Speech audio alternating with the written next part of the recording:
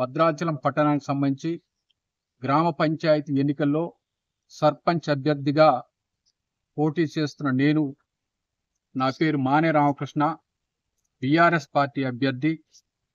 నాతో పాటు గిరిజన సంఘాలు, అదేవిధంగా కమ్యూనిస్టు రాజకీయ పార్టీలు, ఇతర సంఘాల మద్దతుతో ఈరోజు భద్రాచలం పట్టణానికి సంబంధించి సర్పంచ్ అభ్యర్థిగా నామినేషన్ వేయటం జరిగింది.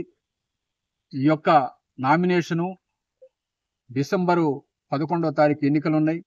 పట్టణ ప్రజలందరికీ కూడా హృదయపూర్వక నమస్కారాలు ముందుగా తెలియజేసుకుంటూ, మీ అందరిని కోరేది ఒకటే, భద్రాచలం పట్టణంలో సర్పంచ్ అభ్యర్థిగా జరిగేటువంటి ఎన్నికల్లో నన్ను అత్యధిక మెజారిటీతో గెలిపించాలని మీ అందరికీ కూడా ప్రార్థిస్తూ,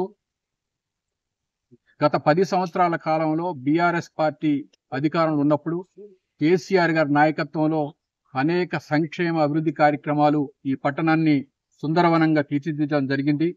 దాంట్లో భాగంగా రేపు జరగబోయే ఎన్నికల్లో నన్ను గెలిపిస్తే ఈ పట్టణానికి మౌలిక సదుపాయాలతో పాటు అన్ని కాలనీల్లో రోడ్లు కానివ్వండి, డ్రైనేజీలు కానివ్వండి, విద్యుదీకరణ కానివ్వండి, ఇతర అంశాలను కూడా అన్ని అభివృద్ధి చేయడానికి నా వంతు శక్తి వంచన లేకుండా కృషి చేస్తానని తెలియజేసుకుంటూ సెలవు తీసుకుంటాను. జై తెలంగాణ. చరిత్ర సృష్టించినోడు ఇప్పుడు ఆ చరిత్రని తిరగరాయబోతున్నాడు. అబద్ధాల గోడల్ని బద్దల కొట్టి నిజాలను రాగా మీ ముందుంచబోతున్నాడు. నిజమైన వార్తల కోసం వెంటనే డౌన్లోడ్ చేసుకోండి రా యాప్ని.